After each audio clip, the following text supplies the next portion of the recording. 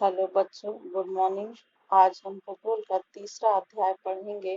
इस अध्याय का नाम है अपवाह तंत्र। अपवाह शब्द एक क्षेत्र के नदी तंत्र की व्याख्या करता है, अर्थात नदियां अपने मार्गों में कैसे बहती हैं।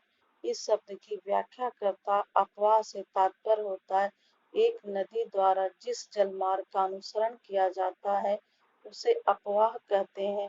और अपवाह तंत्र से तात्पर्य नदी द्वारा अपने निजी क्षेत्र में प्रवाहित होने के लिए जिस जलमार्गों या तंत्र का यूज किया जाता है उसे अपवाह तंत्र कहा जाता है। भारत में चूंकि अक्सर नदियां हिमालय से निकलती हैं, फिर धीरे धीरे कई शाखाओं में बढ़ती हैं या कई शाखाओं से मिलकर अरब सागर या तो बंगाल की खाड़ी में गिर जाती हैं। भारत में अपवाह तंत्र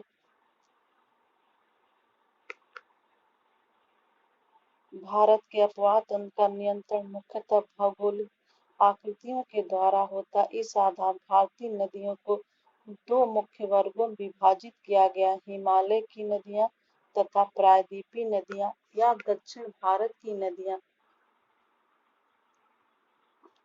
बच्चों, हिमालय की नदियां तथा प्रायद्वीपीय नदियां एक दूसरे से भिन्न हैं क्योंकि हिमालय की अधिकांश नदियां बारहमासी नदियां होती हैं। इनमें वर्ष भर पानी रहता है क्योंकि इन्हें वर्षा के अतिरिक्त ऊंचे पर्वतों से पिघलने वाली हिम द्वारा भी जल प्राप्त होता है। हिमालय के दो प्रमुख नदियां सिंधु तथा ब्रह्मपुत्र इस पर्वतीय श्रृंखला के उत्तरी भाग से निकलती हैं। इन नदियों ने पर्वतों को काटकर गाजों का निर्माण किया है। हिमालय की नदियां अपनी उत्पत्ति के स्थान से लेकर समुद्र तक के लंबे रास्तों को तय करती हैं। ये अपने मार्ग के ऊपरी भाग में तीव्र अपरदन क्रिया करती तथा अपने साथ भारी मात्रा में सिल्ट एवं बालू का संवहन करती हैं। मध्य एवं निचले भागों में ये नदियां विसर्प, गोपुर झील तथा अपने बाढ़ वाले मैदानों में बहुत सी अन्य निक्षेपण आकृतियों का निर्माण करती हैं। ये पूर्ण विकसित डेल्टाओं का भी निर्माण करती हैं। बच्चों, आप देख रहे हिमालय की नदियां, चूंकि हिमालय पर्वत काफी ऊंचा है, जब ऊंचे से कोई नदी निकलेगी तो उसका बहाव बहुत तेजी से होगा। हिमालय की नदियां निकलती हैं जब पहाड़ों से तो बहुत तेजी से आती हैं। बच्चों, आपको एक चित्र के माध्यम से देखिए, नदी का ऊपरी भाग देखिए, वो तेजी से आते आते मध्य भाग में थोड़ा उसका बहाव कम होता है। फिर यहाँ पे एक रचना विसर्ग का निर्माण करती है। फिर उसके बाद थोड़ा और मंद होता गोपुर झील बनती है। फिर निचले भाग में आकर यह अपने जल को बिखेर देती है जिससे डेल्टा का निर्माण होता है। बच्चों, गोकुल झील, विसर्ग झील और डेल्टा क्या होता है इसे हम आपको अलग से लिख के बताएंगे। पहले आपको नदी तंत्र को समझा लें। अधिकतर प्राय बच्चों, आप लोग ने देखा कि हिमालय की नदियां सदा नीरा होती हैं क्योंकि वह 12 महीनों में उनमें पानी होता है। इसका एक कारण यह है कि वह हिमालय के हिम ग्लेशियर से निकलती हैं और जब गर्मी के मौसम में बरसात नहीं होती है तो ये ग्लेशियर पिघल कर इन नदियों में पानी को इकट्ठा करते हैं। इसलिए ये नदियां काफी इसलिए नदियां 12 मास इनमें पानी भरा रहता है, इसलिए इन्हें सदा नीरा कहते हैं। जबकि प्रायद्वीपीय नदियां या दक्षिण भारत की नदियां मौसमी होती हैं। क्योंकि इनका प्रवाह वर्षा पर निर्भर करता है। शुष्क मौसम में बड़ी नदियों का जल भी घटकर छोटी छोटी धाराओं में बहने लगता है। हिमालय की नदियों की तुलना में प्रायद्वीपीय नदियों की लंबाई कम तथा छिछली है, फिर भी इनमें से कुछ केंद्रीय उच्च भूमि से निकलती हैं तथा पश्चिम की तरफ बहती हैं।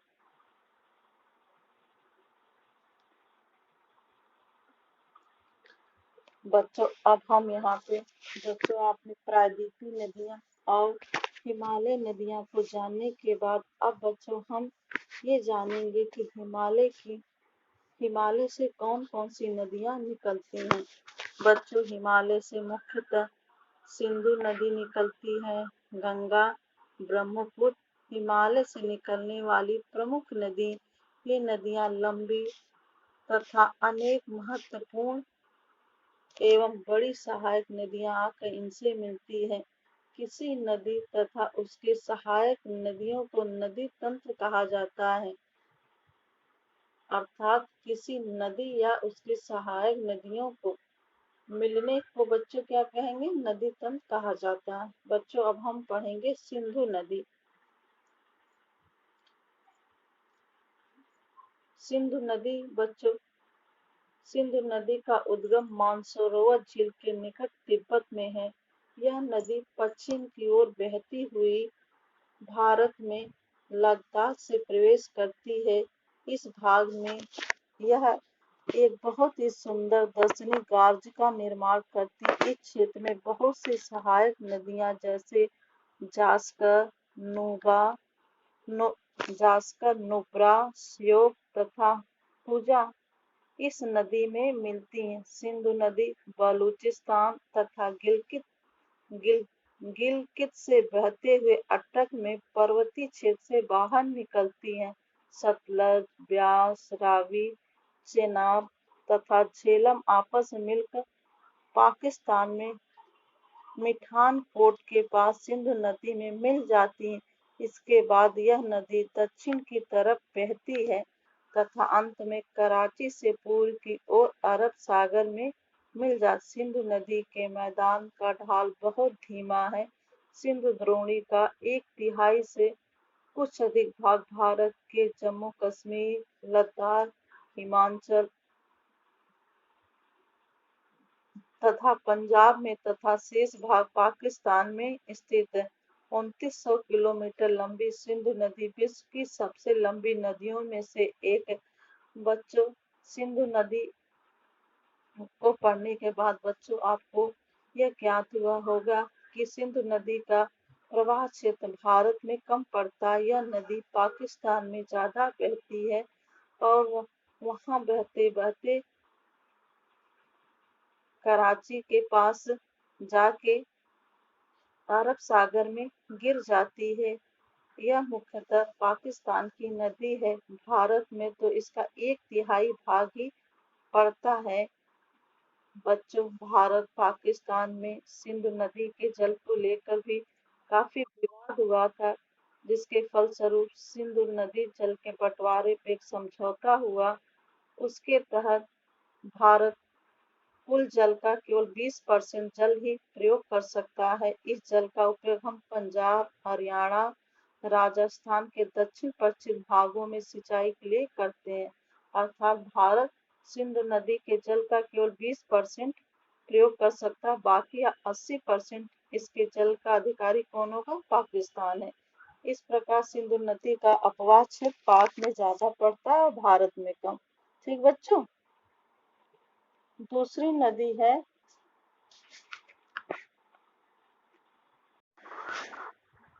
हिमालय की दूसरी प्रमुख नदी बच्चों गंगा नदी है।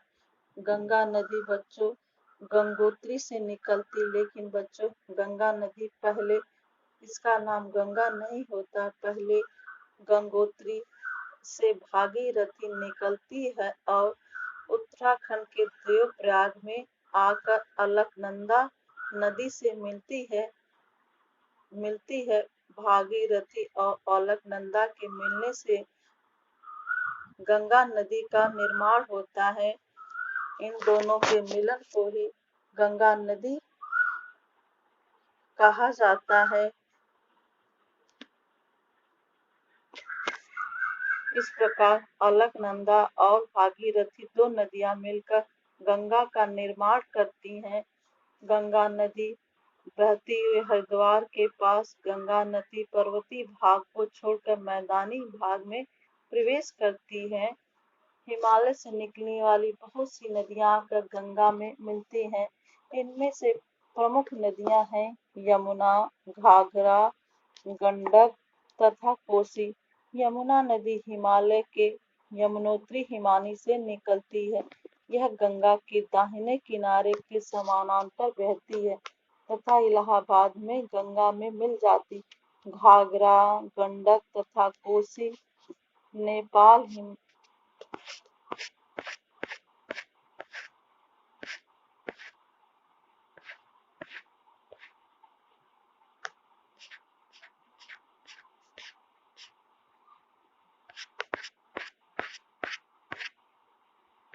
से निकलती है। इनके कारण प्रत्येक वर्ष उत्तरी मैदान के कुछ हिस्सों में बाढ़ आ जाती, जिससे बड़े पैमाने पर जान माल का नुकसान होता। लेकिन ये नदी वे ये वो नदियां हैं जो मिट्टी को उपजाऊ प्रदान कर कृषि योग्य भूमि बना देती हैं। अर्थात गंगा और उसकी सहायक नदियां मिलकर मैदानी क्षेत्रों में काफी उपजाऊ मिट्टी का निर्माण करती हैं, जिससे कृषि योग्य भूमि बन जाती है। प्रायद्वीपीय उच्च भूमि से आने वाली मुख्य सहायक नदी चंबल, बेतवा तथा सोन है। ये अर्ध शुष्क क्षेत्रों से निकलती, इनकी लंबाई कम तथा इनमें पानी की मात्रा भी कम होती। ज्ञात कीजिए ये नदियां कैसे तथा कहाँ गंगा में मिलती हैं। बाएं तथा दाहिने किनारे की सहायक नदियों के जाल से परिपूर्ण होकर गंगा पूर्व दिशा में पश्चिम बंगाल के फरक्का तक बहती है। यह गंगा डेल्टा का सबसे उत्तरी बिंदु है। यह नदी दो भागों में बढ़ जाती। भागीरथी हुगली, जो इसकी एक वितरिका है, दक्षिण की तरफ बहती है तथा डेल्टा के मैदान से होते हुए बंगाल की खाड़ी में मिल जाती है। मुख्य धारा दक्षिण की ओर बहती हुई बांग्लादेश में प्रवेश करती है एवं ब्रह्मपुत्र नदी इससे आकर मिल जाती। अंतिम चरण में गंगा और ब्रह्मपुत्र समुद्र में विलीन होने से पहले मेघना के नाम से जानी जाती है। गंगा एवं ब्रह्मपुत्र के जल वाली यह बृहद नदी बंगाल की खाड़ी में मिल जाती है। इन नदियों के द्वारा बनाए गए डेल्टा को सुंदरवन डेल्टा के नाम से जाना जाता है। सुंदरवन डेल्टा का नाम वहां पाए जाने वाले सुंदरी वृक्ष के कारण पड़ा है। सुंदरवन डेल्टा विश्व का सबसे बड़ा और तेजी से वृद्धि करने वाला डेल्टा है। यहाँ रॉयल बंगाल टाइगर भी पाए जाते हैं। गंगा की कुल लंबाई 2500 किलोमीटर से अधिक है। अंबाला नगर सिंधु तथा गंगा नदी तंतों के बीच जल विभाजक पर स्थित है। बच्चों कौन सा नगर है? अंबाला नगर सिंधु गंगा नदी तंत्रों के बीच जल विभाजक पर स्थित। अंबाला से सुंदरवन तक की मैदान की लंबाई लगभग 1800 किलोमीटर, परंतु इसके ढाल में गिरावट मुश्किल से 300 मीटर। दूसरे शब्दों प्रति 6 किलोमीटर की दूरी पर ढाल में गिरावट केवल 1 मीटर, इसलिए इन नदियों में अनेक बड़े बड़े विसर्ग बन जाते हैं। ब्रह्मपुत्र नदी तंत्र। ब्रह्मपुत्र नदी तिब्बत की मानसरोवर झील के पूर्व तथा सिंधु और सतलज के स्रोतों के काफी नजदीक से निकलती। इसकी लंबाई सिंधु से कुछ अधिक है, परंतु इसका अधिकतर भाग भारत से बाहर स्थित है। यह हिमालय के समानांतर पूर्व की ओर बहती है। नामचा बरवा शिखर के पास पहुंचकर यह अंग्रेजी के यू अक्षर जैसा मोड़ बनाकर भारत के अरुणाचल प्रदेश में गाज के माध्यम से प्रवेश करती है। यहाँ इसे दिहांग के नाम से जाना जाता तथा दिबांग, लोहित, केनुला एवं दूसरी सहायक नदियां इससे मिलकर असम में ब्रह्मपुत्र का निर्माण करती हैं।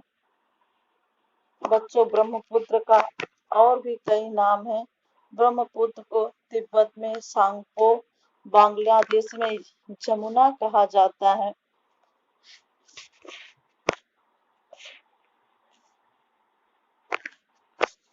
बच्चों, चूंकि ब्रह्मपुत्र नदी मुख्यतः तिब्बत और उसके क्षेत्रों में ही बहती है, तिब्बत एक शीत एवं शुष्क क्षेत्र है, अतः यहाँ इस नदी में जल एवं सिल्ट की मात्रा बहुत कम होती है। भारत में यह उच्च वर्षा वाले क्षेत्र से होकर गुजरती है, इसलिए नदी में जल और सिल्ट की मात्रा बढ़ जाती है। असम में ब्रह्मपुत्र अनेक धाराओं में बहकर एक गुम्फित नदी के रूप में बहती है तथा बहुत से नदी द्वीपों का निर्माण करती है। क्या आपको ब्रह्मपुत्र के द्वारा बनाए गए विश्व के सबसे बड़े नदी द्वीप का नाम याद है? प्रत्येक वर्ष वर्षा ऋतु में यह नदी अपने किनारों से ऊपर बहने लगती एवं बाढ़ के द्वारा असम तथा बांग्लादेश में बहुत अधिक क्षति पहुंचाती। उत्तर भारत की अन्य नदियों के विपरीत ब्रह्मपुत्र नदी में सिल्ट निक्षेपण की मात्रा बहुत अधिक होती। इसके कारण नदी की सतह बढ़ जाती है और यह बार बार अपनी धारा के मार्ग में परिवर्तन लाती है। प्रायद्वीपीय नदियां। बच्चों, प्रायद्वीपीय अभी बच्चों हमने कौन सी नदियां पढ़ी? हिमालय की नदियां। अब हम लोग बेटा कौन सी पढ़ेंगे? प्रायद्वीपीय नदियां अर्थात दक्षिण भारत की नदियां। बच्चों, दक्षिण भारत की नदियों में सबसे महत्वपूर्ण नर्मदा नदी है। नर्मदा का उद्गम मध्य प्रदेश में अमरकंटक की पहाड़ी से निकलती है और यह पश्चिम की ओर एक ध्वंस घाटी में बहती है। समुद्र तक पहुंचने के क्रम में यह नदी बहुत से दर्शनीय स्थलों का निर्माण करती। जबलपुर के निकट संगमरमर के शैलों में यह नदी गहरे गार्ज से बहती है तथा जहाँ यह नदी तीव्र ढाल से गिरती है वहाँ धुआंधार प्रपात का निर्माण करती है। नर्मदा की प्रमुख सहायक नदियां कौन कौन सी हैं बच्चों?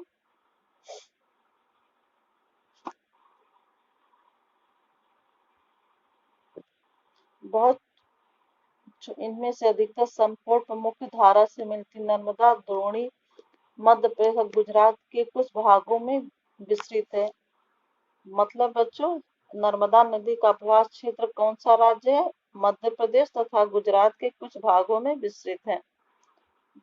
और फिर नर्मदा के बाद बच्चों दूसरी नदी कौन है आपकी? तापी द्रोणी। बेटा इसको ताप्ती भी बोलते हैं और तापी द्रोणी। तापी का उद्गम बच्चों मध्य प्रदेश के बैतूल जिले में सतपुड़ा की पहाड़ियों से निकलती है। यह भी नर्मदा के समानांतर एक ध्वंस घाटी में बहती है, लेकिन इसकी लंबाई बहुत कम है। इसका अपवाह क्षेत्र कौन सा है बच्चों? मध्य प्रदेश, गुजरात और महाराष्ट्र राज्य में है। अरब सागर तथा पश्चिम घाट के बीच का तटीय मैदान बहुत अधिक संकीर्ण, इसलिए तटीय नदियों की लंबाई भी बहुत कम। पश्चिम की ओर बहने वाली मुख्य नदियां साबरमती, माही, भारत पूजा तथा पेरियार। इन राज्यों के नाम बताए जहाँ ये नदियां। बच्चों, साबरमती मुख्यतः आपके राजस्थान की नदी है, माही भी राजस्थान की है, भारत पूजा और पेरियार ये केरला की नदियां हैं। बच्चों, आपको एक बात बता दें, प्रायद्वीपीय नदियों में सारी नदियां तो बंगाल की खाड़ी में गिरती हैं। केवल ताप्ती और नर्मदा ही ऐसी नदियां हैं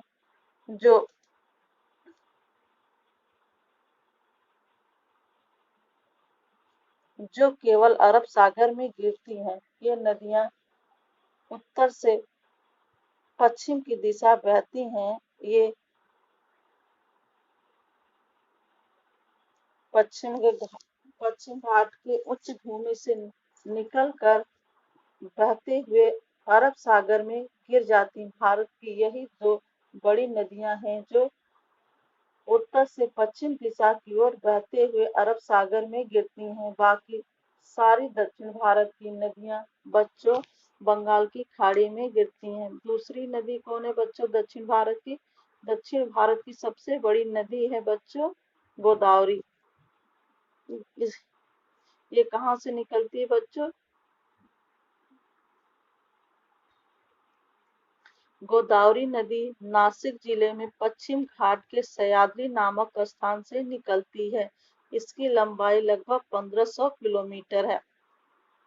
यह बहकर बंगाल की खाड़ी में गिरती प्रायद्वीपीय नदियों में इसका अपवाह तंत्र सबसे बड़ा है। इसकी द्रोणी महाराष्ट्र, मध्य प्रदेश, ओडिशा, आंध्र प्रदेश में स्थित है। गोदावरी में अनेक नदियां मिलती हैं, जैसे पूर्णा, वर्धा, प्राणहिता, मांजरा, वेनगंगा तथा पेनगंगा। इनमें से अंतिम तीनों सहायक नदियां बहुत बड़ी हैं। बड़े आकार विस्तार के कारण इससे दक्षिण गंगा के नाम से भी जाना जाता है। बच्चों, प्रायद्वीपीय भारत की चौथी नदी कौन सी है? महानदी। महानदी का उद्गम छत्तीसगढ़ की उच्च भूमि से है तथा यह ओडिशा से बहुत बहते हुए बंगाल की खाड़ी में मिल जाती है। इस नदी की लंबाई कितनी है बच्चों? 860 किलोमीटर। इसका प्रवाह द्रोणी महाराष्ट्र, छत्तीसगढ़, झारखंड तथा उड़ीसा में है। और बच्चों, छठी नदी कौन है? कृष्णा द्रोणी। महाराष्ट्र के पश्चिमी घाट में महाबलेश्वर से निकलकर कृष्णा लगभग 1400 किलोमीटर बहकर बंगाल की खाड़ी में गिरती है। इसकी सहायक नदियां तुंगभद्रा, कोयना, घाटप्रभा, मूसी तथा भीमा हैं। इसकी द्रोणी महाराष्ट्र, कर्नाटक तथा आंध्र प्रदेश में फैली है। कावेरी द्रोणी कावेरी नदी पश्चिमी घाट के ब्रह्मगिरि श्रृंखला से निकलती है तथा तमिलनाडु में कुंडलूर के दक्षिण में भारत की खाड़ी में बच्चों, कावेरी ब्रह्मगिरि श्रृंखला से निकलती है तथा तमिलनाडु में कुंडलूर के दक्षिण में बंगाल की खाड़ी में गिर जाती है या मिल जाती है। इसकी लंबाई कितनी है बच्चों? 760 किलोमीटर है। और इसकी सहायक नदियां कौन कौन सी हैं? अमरावती, भवानी, हेमावती तथा कार्बिनी है। इसकी द्रोणी तमिलनाडु, केरला, कर्नाटका में विस्तृत, अर्थात यह नदी कहाँ कहाँ बहती है या किन किन राज्यों में बहती है? तमिलनाडु में, केरल में तथा कर्नाटक में विस्तृत है। बच्चों, भारत में सबसे बड़ा जलप्रपात बच्चों कौन था? गुजरात में बनता है। आप लोग नाम याद करिए।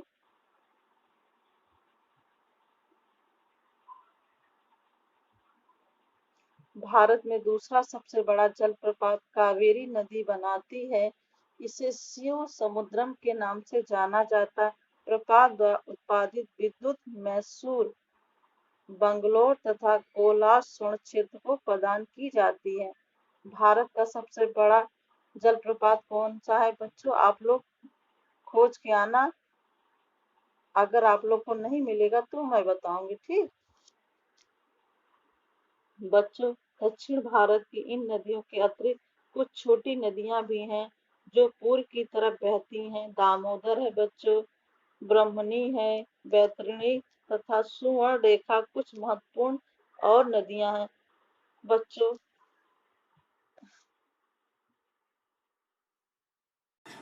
हेलो बच्चों, आज हम झील के बारे में पढ़ेंगे।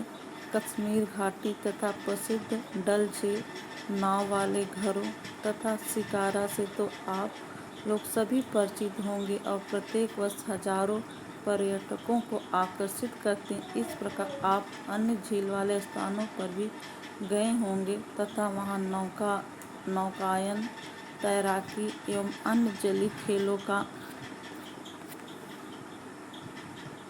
आनंद लिया होगा। कल्पना कीजिए कि अगर कश्मीर, नैनीताल दूसरे पर्यटन स्थल पर झीलें न होती तब क्या होता? क्या उतने आकर्षित होते जितना कि आज हैं? आपने कभी यह जानने की कोशिश की कि इन पर्यटकों को आकर्षित करने के लिए किसी स्थान पर झीलों का क्या महत्व है? पर्यटकों को आकर्षण के अतिरिक्त मानव के लिए अन्य कारणों से भी झीलों का महत्व है।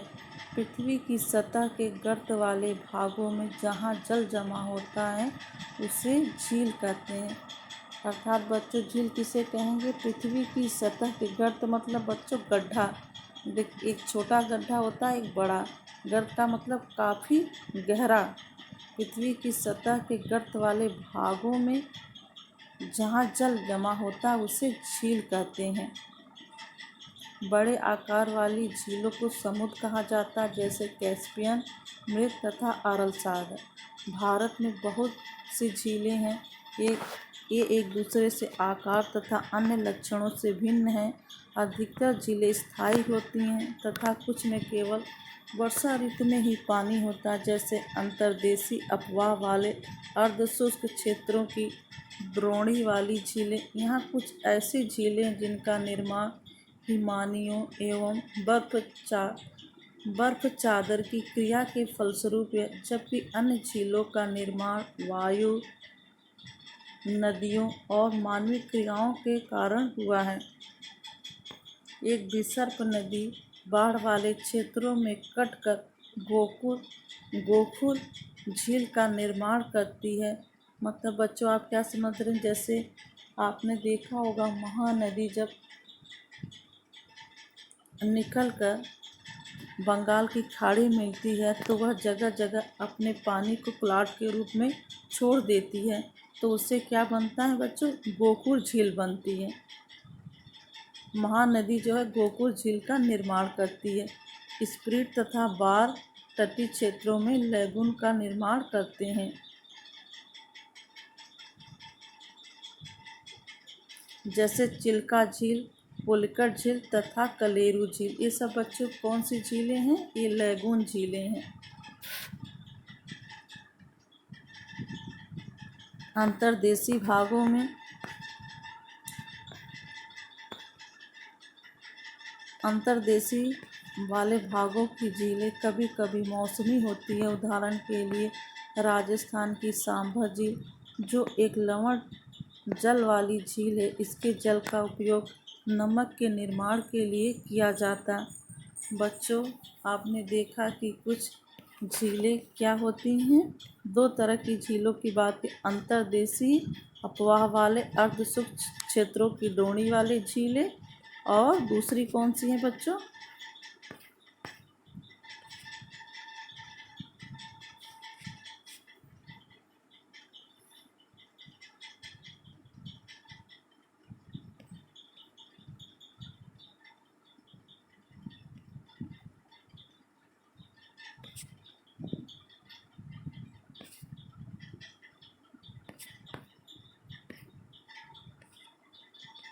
बच्चों ये झीलें अंतर्देशीय वाली झीलें कभी कभी मौसमी होती हैं। उदाहरण के लिए राजस्थान की सांभर झील, जो एक लवण जल वाली झील, इसके जल का उपयोग नमक के निर्माण के लिए किया जाता है। मीठे पानी की अधिकांश झीलें हिमालय क्षेत्र में हैं। यह मुख्यतः हिमानी द्वारा बनी। दूसरे शब्दों में कहें, जब हिमानियों ने या कोई द्रोणी गहरी बनाई जो बाद में हिम पिघलने से भर गई, या किसी क्षेत्र में शिलाओं अथवा मिट्टी से हिमानी मार्ग बन गए। इसके विपरीत जम्मू तथा कश्मीर की वूलर झील भूगर्भीय क्रियाओं से बनी। बच्चों मतलब आप क्या समझे? वूलर झील का निर्माण पृथ्वी के अंदर होने वाली क्रियाओं के फलस्वरूप हुआ है। यह भारत की सबसे मीठे पानी वाली प्राकृतिक झील है। डल झील, भीमताल, नैनीताल, लोकताल तथा बड़ा पानी कुछ अन्य महत्वपूर्ण मीठे पानी की झीलें हैं। बच्चों इसके अलावा कैसे झीलों का निर्माण होता है? जल विद्युत उत्पादन के लिए जब नदियों पर बड़े बड़े बांध बनाए जाते हैं तो भी झील का निर्माण होता है। ये कैसी झीलें होंगी? ये मानवकृत झील होती हैं। जैसे गुरु गोविंद सागर, भाखड़ा नांगल जब बांध बांधा गया तो उसके फलस्वरूप एक झील का निर्माण हुआ, जिसे गुरु गोविंद सागर झील कहते हैं। बच्चों झील का मानव जीवन के लिए क्या लाभदायक है? बच्चों, सबसे पहले मानव जीवन के लिए सबसे बड़ा लाभदायक यह होता है कि झीलों का पानी मीठा होता है, इसलिए पीने के योग्य होती है। एक झील नदी के बहाव को सुचारू रूप बनाने में सहायक होती है, अर्थात झील नदी के पानी को सही तरीके से प्रवाहित करने में मदद करती है या सहायता करती है। अत्यधिक वर्षा के समय यह बाढ़ को रोकती है तथा सूखे के मौसम में यह पानी के बहाव को संतुलित करने में सहायता करती है। झीलों का प्रयोग जल विद्युत उत्पन्न करने में किया जा सकता है। ये आसपास के क्षेत्रों की जलवायु को सामान्य बनाती हैं, जलीय पारितंत्र को संतुलित रखती हैं। झीलों की प्राकृतिक सुंदरता झीलें प्राकृतिक सौंदर्य को बढ़ाती हैं एवं पर्यटन को भी बढ़ाती हैं तथा हमें मनोरंजन प्रदान करती हैं। इस प्रकार झीलें प्राकृतिक जीवन का एक महत्वपूर्ण भाग हैं जो प्राकृतिक सौंदर्य को बढ़ाती हैं। बच्चों, अब झीलों को पढ़ने के बाद बच्चों हम पढ़ेंगे कि नदियों का हमारी अर्थव्यवस्था में क्या महत्व है। बच्चों, आपने पढ़ा होगा नदी घाटियों में ही बड़ी बड़ी सभ्यता का जन्म हुआ, क्योंकि नदी के किनारे ही मानव को पीने के लिए पानी और अपने दैनिक क्रियाकलाप को करने के लिए आसानी से पानी मिल जाता है। इसीलिए मानव जाति नदी के किनारे बसना चाहती है, क्योंकि पानी ही उसकी सभी आवश्यकताओं को पूर्ति करता है।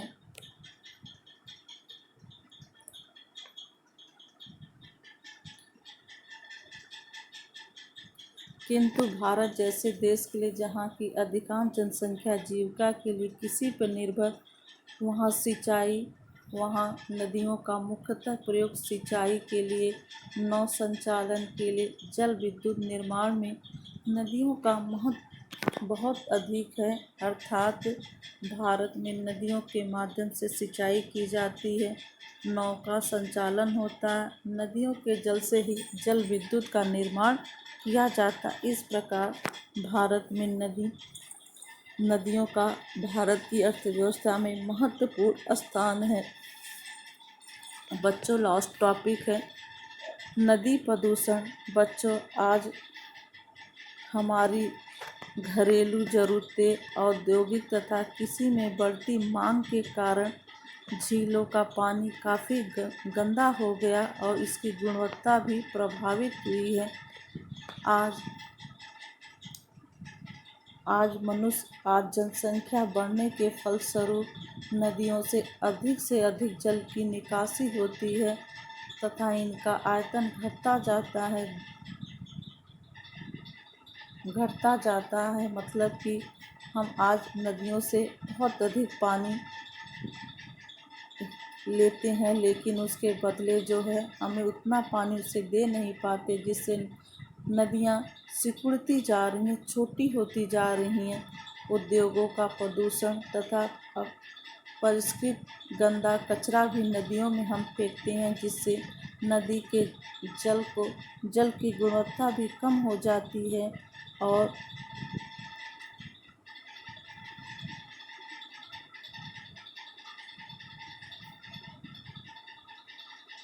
इससे नदी के स्वतः स्वच्छीकरण की क्षमता को भी प्रभावित करता है।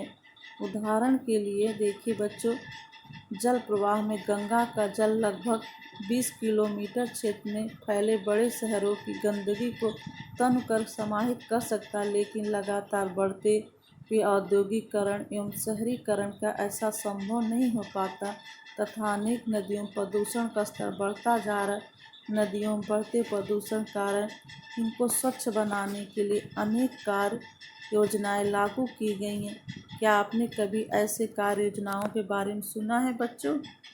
नदी के प्रदूषित जल से हमारा स्वास्थ्य किस प्रकार प्रभावित होता है? बिना स्वच्छ जल का मानव जीवन, इस विषय पर विचार करें तथा अपनी कक्षा में एक वाद विवाद प्रतियोगिता का आयोजन करें। बच्चों, अगर नदी का जल गंदा होगा तो हमें विभिन्न रोगों का शिकार होना पड़ेगा और औद्योगिक कल कारखानों के जो कचरा नदियों में प्रभावित होता, इससे भी नदियों का जल और दूषित हुआ। नदी के जल को दूषित होने से बचाने के लिए हमें इन पर रोक लगानी पड़ेगी। बच्चों, नदियों की सफाई के लिए पहला कार्यक्रम 1985 में गंगा एक्शन प्लान के साथ प्रारंभ हुआ। वर्ष 1995 राष्ट्रीय नदी संरक्षण योजना के तहत अन्य नदियों को जोड़ने के लिए गंगा कार्य योजना का विस्तार किया।